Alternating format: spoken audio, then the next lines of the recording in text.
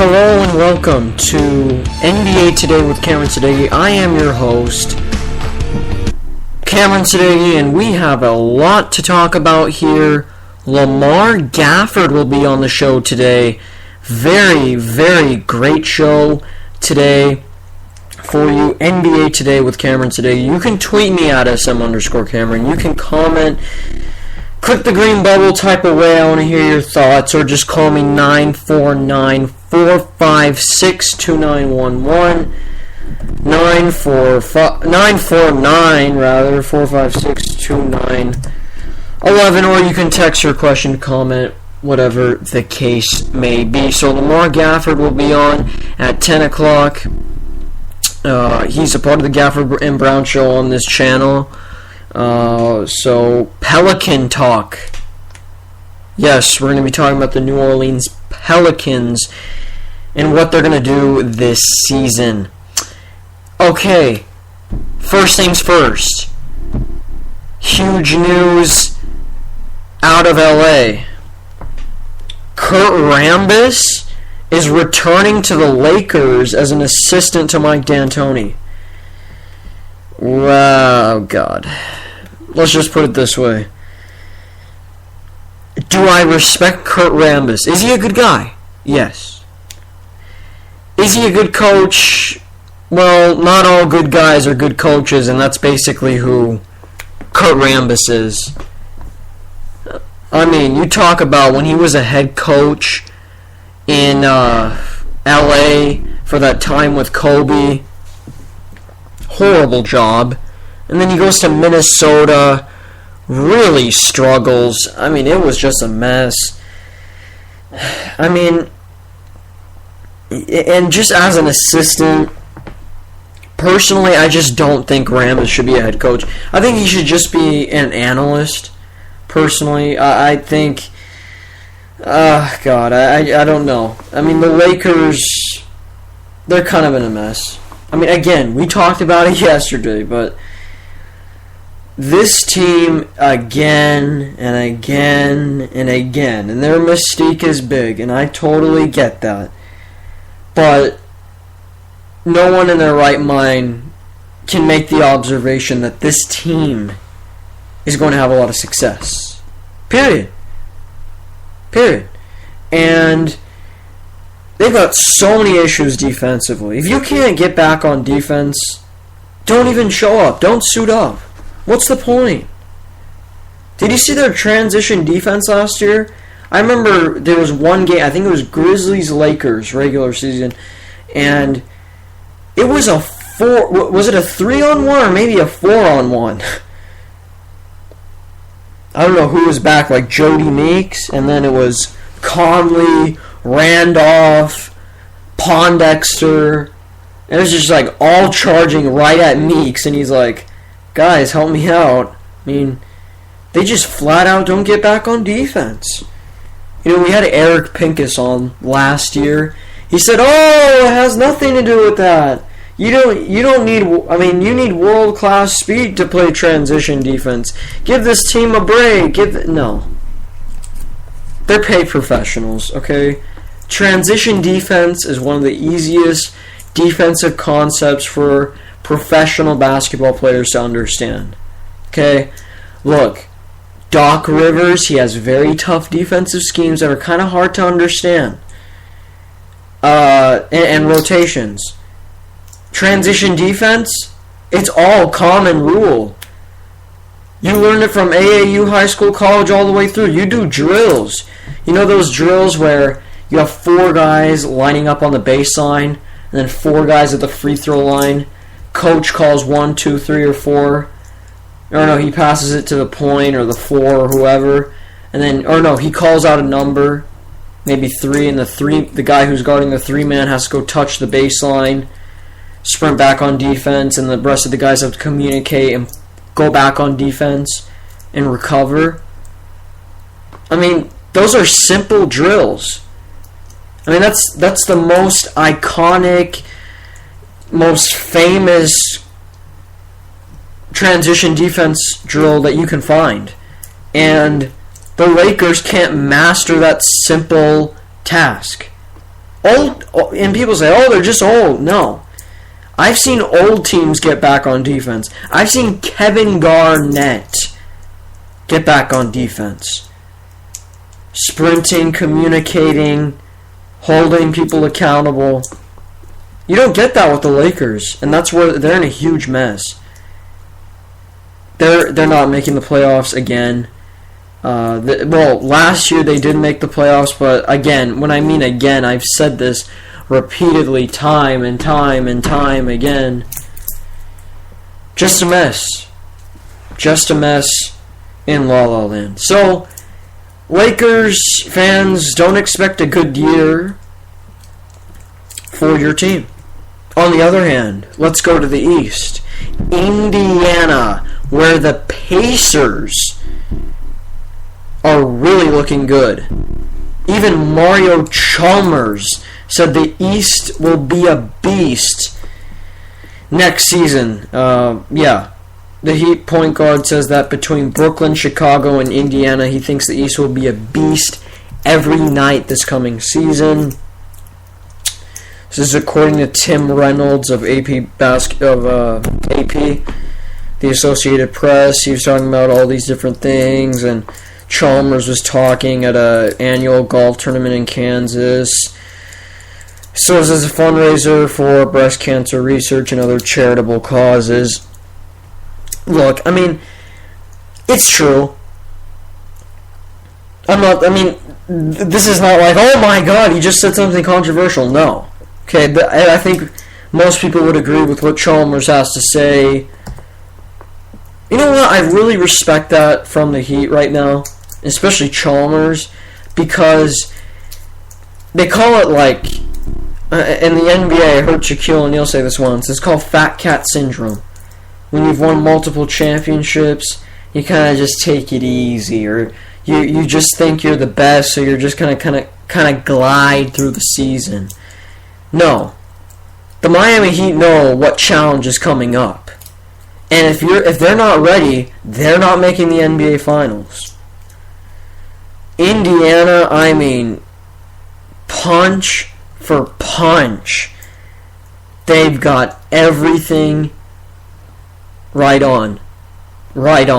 So that's going to be tough. You got Chicago. I mean, who knows with Rose, and if Rose gets back to that same level, who knows? I mean, they did lose Nate Robinson, which was huge, but they still have Jimmy Butler. They still have Luol Deng. Luol Deng's one of the most underrated players in the NBA.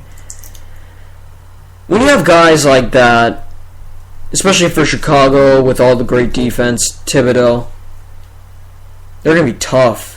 Tough team to beat. Look, Brooklyn, I just don't trust Jason Kidd. I've said that so many times. Kidd, look, with the DWI, with the phone incident at the Summer League, and I just don't know what his identity is. I just don't know, is this guy a fast break? Does he want to go on the fast break? Does he want to slow it down? I don't know. You know, you can tell, like when you see a Doc Rivers, and you know what you're going to get from Doc Rivers. You're going to get good weak side action. You're going to get some off-ball screens. You're going to have, those double screens to get guys open, those pin downs.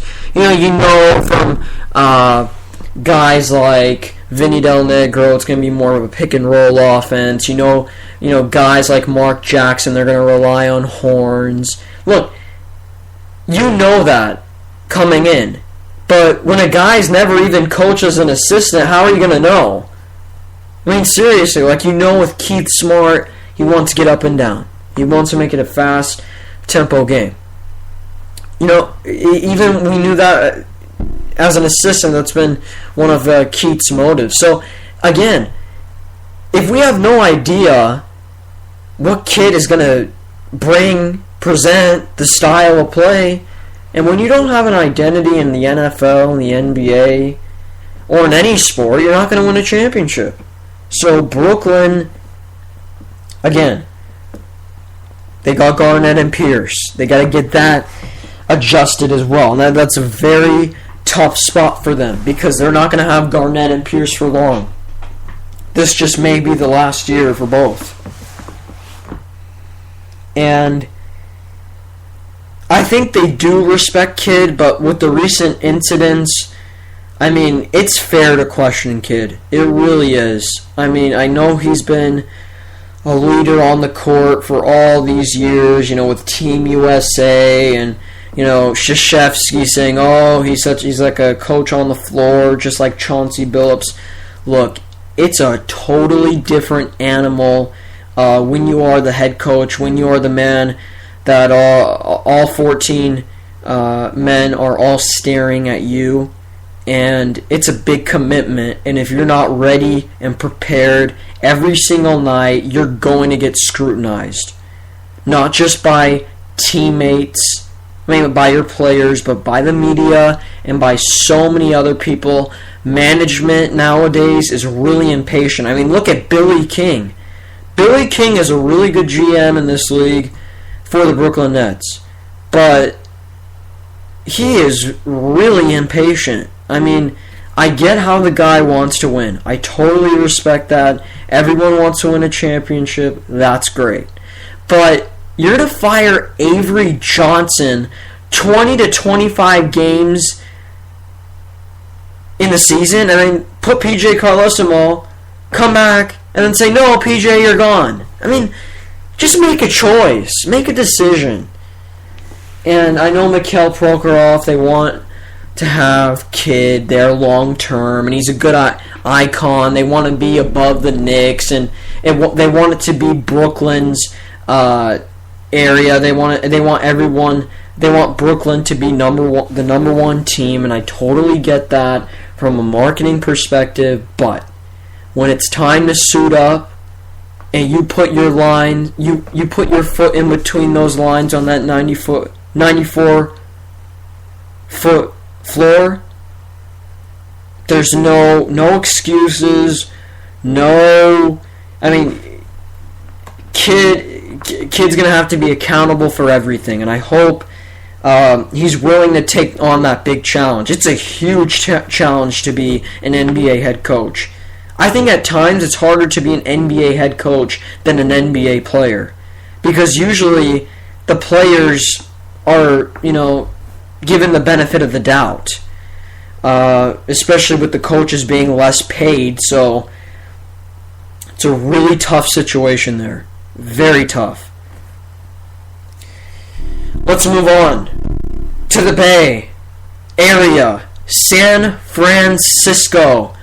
2017, your Golden State Warriors will be in San Francisco. Yes, it is very close to the Bay Bridge, and easy walking distance from the financial district in downtown San Francisco. Just by these beautiful pictures here. Go on NBA.com, put San Francisco Venue Development Project, and this looks amazing. This San Francisco arena, I mean, I'm looking at the pictures right now. Unbelievable. There's already a good reason to go to Warriors games. They've been playing so well with Curry, Thompson, now Iggy Iguodala. Wow, that team's just flat out stacked. Now you got Kent Bazemore from the Summer League, rather. And then, wow, this arena. I've been to Oracle. When they used to call it the Oakland Coliseum. That's how back I'm going. I'm going all retro. I'm going way back. Oakland Coliseum. Let me tell you, the Oakland Coliseum is not one of the best arenas in the NBA, to put it nicely. I mean, it's a great place, the fans are great, but it just didn't meet the standards for these new NBA arenas. And I personally, I like the Coliseum. I kind of, I feel like I really like old arenas in a way. Like, the Lakers should have just stayed at the Forum. No, that's kind of crazy, but in a way they should have. So I think the Warriors, look, how are they going to find parking? That's what I really want to know. As great as this arena looks, Go to San Francisco and try to find parking. And now you're plotting this 18,000 seat arena in San Francisco. Incredible. You look at all these pictures. Wow. Wow. This is, so 18,000 seating capacity. Maritime uses ferry landing. Where do you get to find that in an NBA arena, next to an NBA arena? Guest docks and cruise ships. So I can take a cruise ship to the game, come out, then go back to the cruise ship, go back home. How great is that? And then there's a public view into the arena. Gotta credit the Warriors there. They're really doing a good job treating their fans. So 2017 San Francisco Warriors, everybody. We got the New Orleans Pelicans. Now going to be the Charlotte Hornets. Like the good old days. In the 90s. And now, your San Francisco Warriors. Going to the old days as well.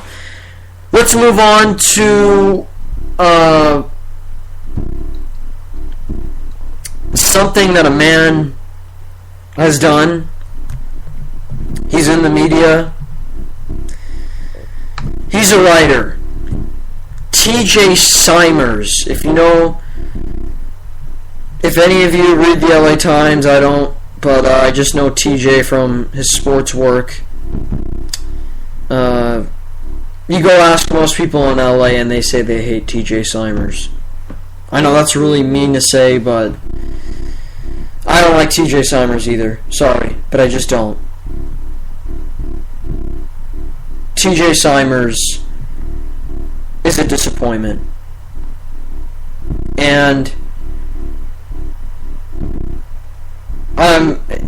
what he did with that Dwight Howard video, some of you have to go see that. Put TJ Simers free throw, or put TJ Simers Dwight Howard on YouTube. So basically, let me break this whole thing down. TJ Simers of LA Times went to Mandalay Bay for a vacation, even though he was really suspended at that point. He actually was suspended, everybody. And okay, he goes to Mandalay Bay, and all of a sudden, by the way, this is in February. I saw this a few days ago. I don't know why it's all of a sudden become popular, because now TJ Simers, his job is in jeopardy because of this video. So Simers and his daughter are both at Mandalay Bay. I never even knew Mandalay Bay had a basketball court. I've looked everywhere. I've been to Mandalay Bay and I've never seen a basketball court there.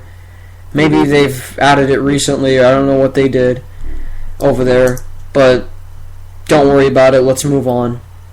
So TJ and Simers and his daughter and their few cameras over there.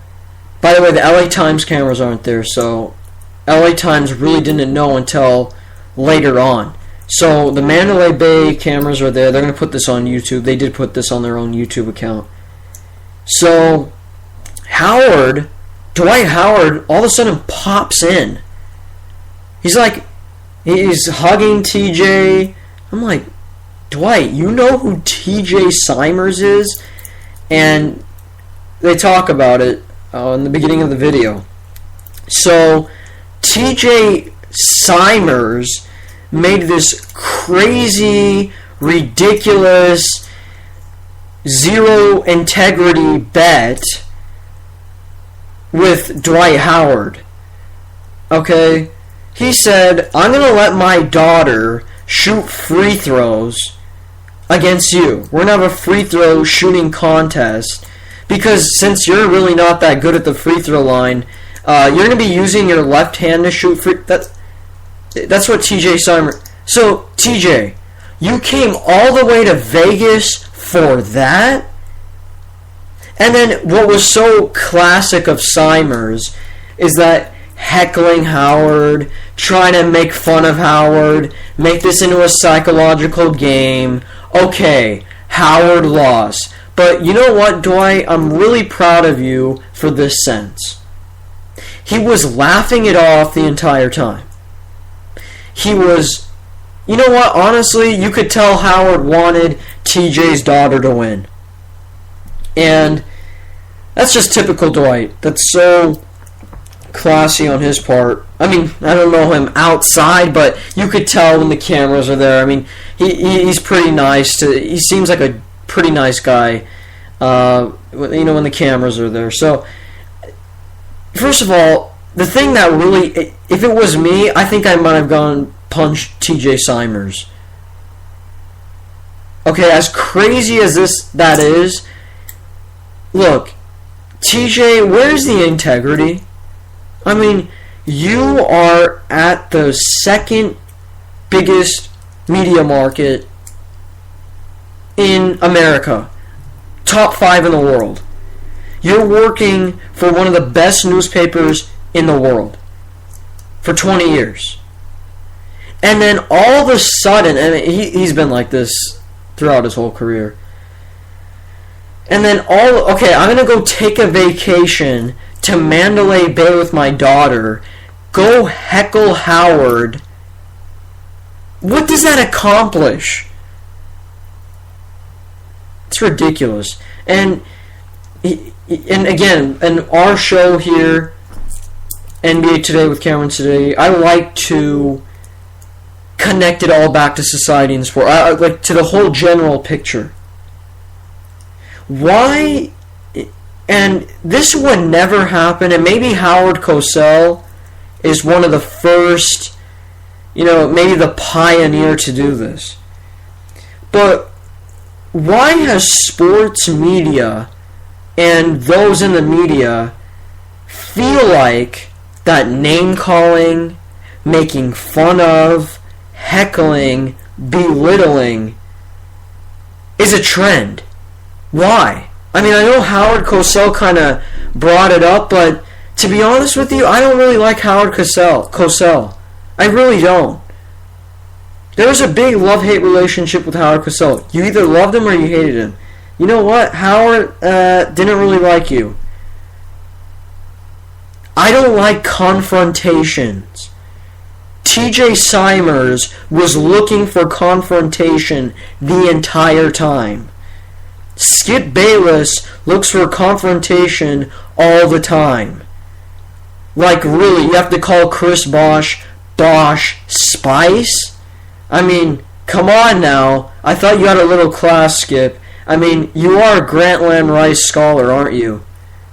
That's the most prestigious award in sports media, the Grantland Rice Scholarship. Skip Bayless got that, and then now look what his career has become. Name-calling, belittling, immaturity. It's so unfortunate in today's age that name-calling is applauded for. Like, Bill Simmons calling Doc Rivers a liar? Really? Really, Bill Simmons? Doc Rivers is a liar. Then he's like saying, well, if he actually tells us the truth, then I'll actually believe him. Bill, Doc Rivers is one of the most honest people in the NBA. Or you get guys like Stephen A. Smith. When you were talking about Jamarcus Russell, I can't say some of the things he said about Jamarcus. Calling him a fat slob. I mean, really? Where's your credibility? And that's what I ask some of these media members out there. There's no need to name call. This is sports. This is supposed to be, okay, it's one thing to break down the game, analyze, get into it, maybe criticize constructively, but you cross the line when you name call. And for Simers to do this is classless, is inappropriate. And for guys like Skip Bayless to question people's man card, Colin Cowherd for questioning European basketball players' man card. What does Colin Cowherd know about the game of basketball? I mean, you get Colin Cowherd, you get guys like that come on the air. I mean, we talked about those Atlanta radio hosts who were making fun of Steve Gleason for his ALS, and then doing that whole weird skit. They got fired, thank God. But those things really agitate me. You get paid to do something that many people would love to do, and you're ruining it. And that's been the biggest black hole in just sports journalism in general. Time after time. Name calling, name calling, name calling. It's now the nature of the game. I mean, you get Skip Bayless calling Blake Griffin soft. It's ridiculous. I hope that we do better, especially in the NBA media. I don't know why. The NBA is the one league where the superstars are criticized the most. This is Stephen A. Smith. When are you going to get it done? When are you going to get it done? I hear Stephen A. Smith saying that about Chris Paul. When are you going to get it done, Carmelo? When are you going to get it done? He always does that. Whenever he's going to say Kwame Brown, whenever he even mentions the name Kwame Brown, he feels as if it's a crime. He goes like this. Kwame Brown! Like it's a crime that we're even bringing him up. Calling him the biggest joke, bust, this, that. We didn't know how putrid he was. He gets in all of that crazy mode. It's unbelievable. Or you get Skip Bayless. LeBron James isn't clutch. He isn't clutch. He can't win games. But they never break down the tape. Have you ever noticed on ESPN First Take, have they ever broken down tape? No. That show would have a lot of credibility. I like debates. But it would have a lot of credibility if we're breaking down tape. Okay, you could say, okay, you know what, LeBron, you know what Skip could say? Hey, LeBron didn't play good defense on this play. Let's see the play, Skip. He goes through the play. Look at LeBron's defensive stance. He wasn't in a good deny position. He didn't do this. He didn't do that. Guys respect you when you say things like that. Not, he's not clutch. He's a baby. He's this. He's that. And while I'm at it, I'm going to brutalize and belittle his family and also question his man card. That's not real radio. That's not real television talk. It shouldn't be like that. Okay, we're going to talk Pelicans. The Pelicans, everybody. We're going to have Mr. Lamar Gafford on. They got Drew Holiday. They got Morrow. They got Smith, Siezema, Holiday, Evans, Gordon, Aminu, Amundsen, Anderson, Austin Rivers, and Monty Williams as their head coach. You know what's so great about Monty Williams? I think Monty Williams is going to win a championship in this league. He is the perfect coach for a team like this. Because with this team, you know down the line, they're going to be solid in the running. They're going to be in the running for a championship 4 to 5 years from now. So, it's great to see the Pelicans play this out and see how it goes with the Pelicans. So Lamar will be on very shortly. We're gonna have him on soon. Let's take a quick break.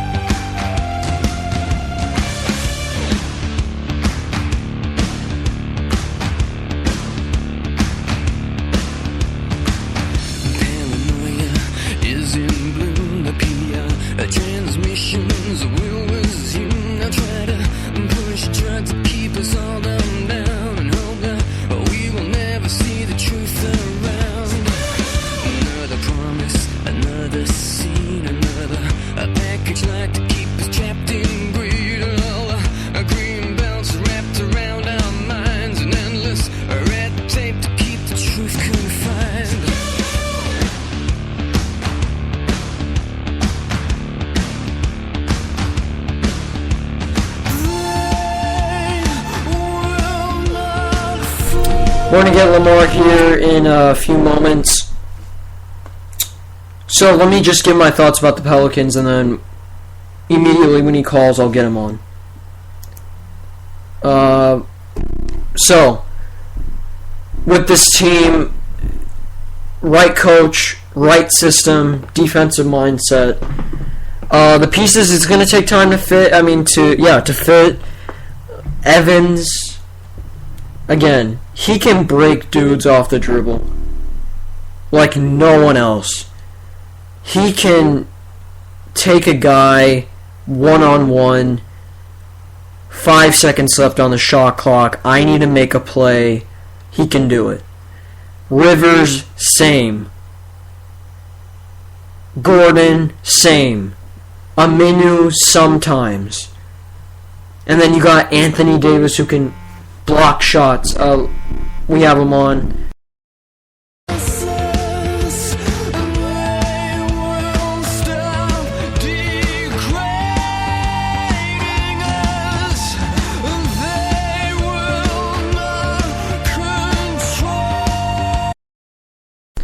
Joining me, NBA Today with Cameron Sadeghi, is Lamar Gafford from the Gafford and Brown Show. Talking Pelicans here today. Late night show. I know he's fighting to stay up for this, but what do you think about all these off-season acquisitions for the Pelicans? Oh man, so far I have been very impressed about the moves that they've really made. At first I thought that they were probably going to try to go ahead, build themselves up to at least make one step closer to the playoffs. But right now, they've really put themselves in a position where I think that they could think about it this year. I don't think they're going to make it though, but I really think that they can try to make it, and they have something to at least build for the future, because the future's pretty bright. Yeah, I totally agree too. And I was talking about Monty Williams, and I think he's the perfect coach for them. I think he should stay there long term. I hope he does. Nowadays these GMs, they get so impatient. They say, hey, we just want to let this guy go. He's not winning for us right now. Do you think that Monty Williams is the perfect fit for this young team?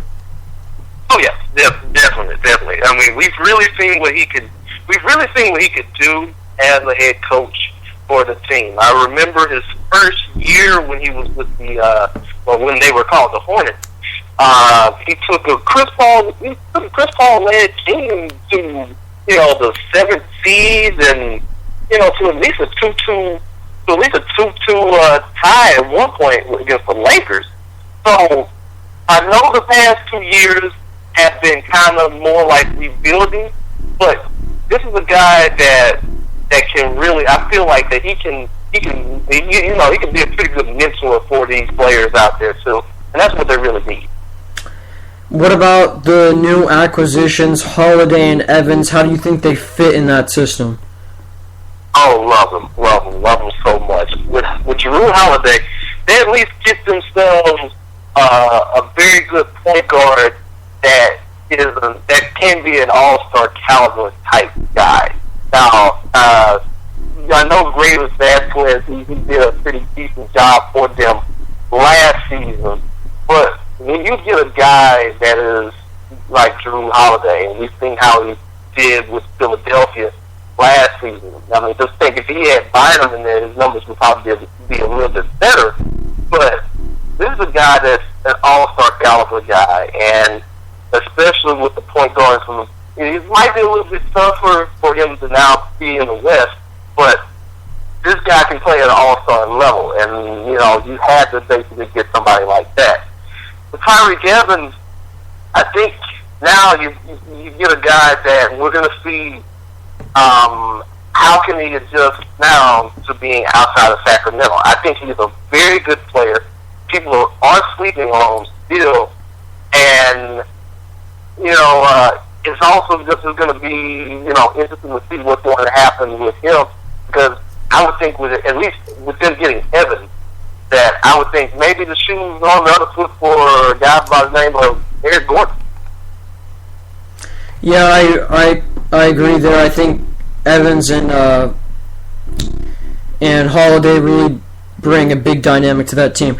Do you think that this team, though, look, they've got great acquisitions, but a lot of people say they're one more superstar away. They need to go add another big piece. Maybe they should go after LeBron after this season.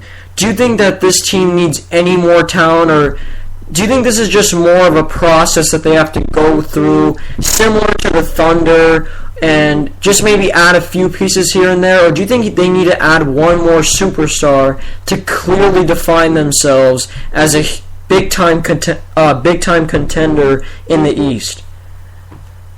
I don't think it's just a process right now. Right now, they're just learning. They're getting ready to learn how to win, and it's going to be some growing pains here and there for that. And the thing is, they're in the West. They're in a pretty tough spot right now, but they can. But I see the future is pretty bright. If they can get somebody that is a veteran, a solid veteran that can show them the ropes. Maybe it doesn't necessarily have to be a superstar type guy, but maybe like a new guy. I'm just using this as an example, like a guy like the caliber of David West, which I know he's already in Indiana, but a veteran like that, if they can get a guy that can just show them how to do certain things, I really think that I think they'll be better off for it, and I guess it'll just get the younger guys out there and get them more acclimated to everything. In the East, do you think that they could easily make? Do you think if they were, well, actually, I won't. I'll wait for that question later. But when you see this team at the center spot, and again, a lot of people say, you know what, they don't really have that many great fits. Do you think that the center spot will really be a huge spot that will be exposed? Or do you think that for the big men, Davis will really help out and kind of mask some of their flaws? I think it might be a little bit of a hole. And honestly, I kind of wish that if Houston was able to give up a guy like Omer Sheik, I really think that could have helped out the Pelicans in that case, because then you have pretty much all five of your positions all set. I mean, just think of the guy. Just think of how good he is and how good he performed last year for Houston. And if you normally got a guy like that would be pretty good. I think they'll be exposed a little bit on that regard, But I would just say that they're getting better, and Davis maybe he'll get back healthy or something like that too. But outside of center position, I really like how they are in the other spots too. So I'll go ahead and say that. Do you think they have too many guards? Yes, more than likely so. It's kind of like to the point where they're going to have to find out what they're going to do with that, because I've heard some things about them possibly putting Evans maybe at the 3, but I don't think he's suitable for the 3. I think he's more like a shooting guard, something like that. So I think with that, if they have too many guards, they would need to move at least one more of them just to see. And like we said, with Vasquez, they got rid of him. They traded him. That's a good thing.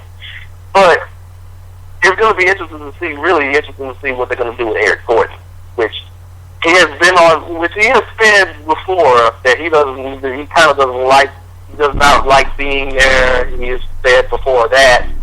But I guess maybe they try to move him during the off season. Maybe they try to move him during the trading deadline if it becomes a little bit more of a headache. And I think that helps out that position right there. Do you think that this problem is a good problem that that's easy to fix, or is this something that will just be continuous and going on as a cycle when they possibly are going to make their championship runs, and it may even hurt them down the stretch? Oh, boy, that's a good question. For now, I don't think it's going to hurt. For the long run, it could. It depends on, but it really depends on how the management rectify the situation. If they make the right decisions and the moves and stuff, then it's not going to be too bad. But if they don't, then I could see it festering, and next thing you know, it holds them back from reaching their maximum potential. Last question. Will you make a bold prediction about the Pelicans season? Do you think they can sneak in at the 8th spot? I think it's a possibility that they could. I'll probably go ahead and put those chances relatively low, maybe say about 20-25%. It really depends on how outside of the top 6, San Antonio, Houston, Memphis, Oklahoma City, it really depends on how good those teams, outside of those teams, you got 6 more that's right there in the bottom, fight for 2 positions. And if they can just wear themselves out, if they can just stay relatively healthy, I think that'd be perfect for them, and they could sneak in the playoffs that way. But I'll probably put those chances at about 20-25% right now. Thank you, Lamar Gafford. You can listen to him, Gafford and Brown, on Spreaker. Thank you very much for staying here really late. Once again, thank you so much. Hey, I had a Sprite, so yeah, that's pretty much what kept me up. So yeah. All right, thanks. All right. Yeah, because it's really late over there in New Orleans. He's located in Louisiana, so we dragged him on, but hey, it worked. So he made some very interesting points about this Pelican team. I agree, 20-25% chance. The West is really tough. Look, if the Pelicans, man, I just want to say the Hornets every time. If the Pelicans were in the East, then I'd say, hey, easy 8th spot. But the West, such a tough place to win. And for this team, they're going to get a lot of good experience. personally, I think if they do make the playoffs, even if they get swept, I mean brutal sweep, at least they'll gain a lot of experience. Similar to the Thunder in the West. Remember, everyone said they built through the draft, they built through the hard way, and, the Thunder, they just chip away. They make the first round, they lose. They make the second round, they lose. The next year, the third. Western Conference, then Finals, loss. Huge Westbrook injury, got knocked out in the second round. So, it just...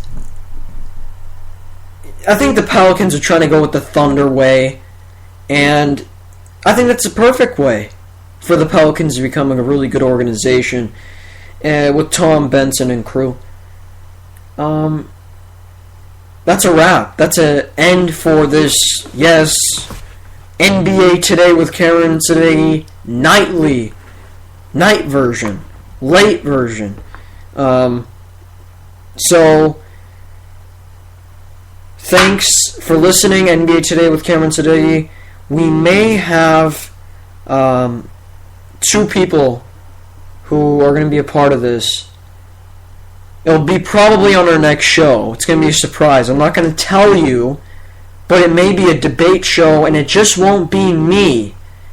I'll have 2 other people. This will be an NBA debate, just like you would have in your backyard. It's a don't miss. I'll tell you more about it later. I'll tell you the details later. We might have these guys be our hosts, do some shows here. I'll tell you about that. But so far with national sports, what's going on right now, we are getting more hosts. We are in the process of doing that. Some of you have been wondering about some of our shows and why they haven't been on. But we will have many more shows to come. And a lot more shows, a lot more great shows for you. And stay tuned.